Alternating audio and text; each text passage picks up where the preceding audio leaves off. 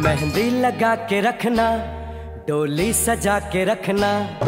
ভূমিধসের জেরে বন্ধ জম্মু শ্রীনগর ৪৪ নং জাতীয় সড়কে অবস্থায় দুলহনিয়াকে আনতে বরযাত্রীকে সঙ্গে নিয়ে পায়ে হেঁটে বিবাহ আসরের পথে পাড়ি দিলেন দিলওয়ালে।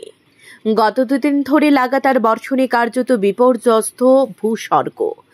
রামবন জেলায় চন্দ্রভাঙ্গা নদীর প্রবল জলস্রোতে ভেসে গিয়েছে ধর্মকুণ্ড গ্রাম।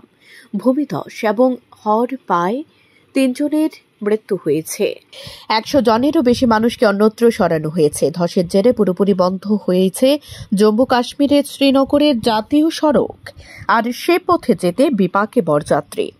মাস্কোর নামে ওই পাত্র বলেন, আমরা সকাল ৬টা থেকে হাঁটা শুরু করেছি, এখনো ৮ কিলোমিটারের বেশি পথ পাড়ি দিতে হবে। তিনি জানান, বিবাহের পর নববধূ নিয়ে একই পথ দিয়ে তারা পুনরায় ফিরে আসবেন। মাস্কুরের কথায়, আজ আমার বিয়ের দিন। গতকালে ভারী বৃষ্টির পর রাস্তার অবস্থা খুবই খারাপ। কোনো উপায় না পেয়ে বিবাহ আসরে পৌঁছতে আমরা হেঁটে যাওয়ার সিদ্ধান্ত নিই। রাস্তার একপাশে গাড়ি দাঁড় করিয়ে দিয়েছি, এখন অনেকটা পথ হাঁটতে হবে। ভূমিধসের জেরে ২৫০ কিলোমিটার দীর্ঘ জম্মু শ্রীনগর ৪৪ নং জাতীয় সড়ক দুদিক থেকে বন্ধ রয়েছে।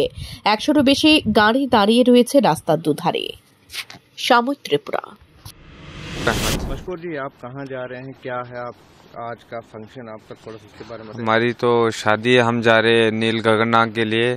तो कल जो बारिश गिरी उसकी वजह से आज ये हाल हो रही है, तो अब पैदल जाना पड़ रहा है यहाँ से। तो आप कहाँ से आए हैं? हम आए हेमन कड़मा से।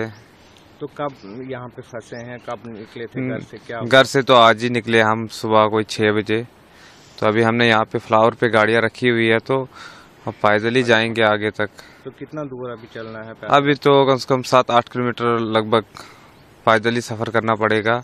फिर आगे से कोई गाड़ियों का समाचार करेंगे हम, तो फिर जाके हम कहीं ठिकाने तक पहुंच सकते हैं।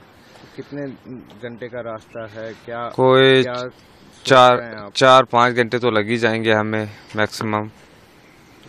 क्या दिमाग में आ रहा है, क्या बातें आप? दिमाग में तो कुछ नहीं आ रहा है, अब जो ऊपर वाले ने करना था वो तो कर दिया, अब तो क्या करे, जो होना था सो वो हो गया।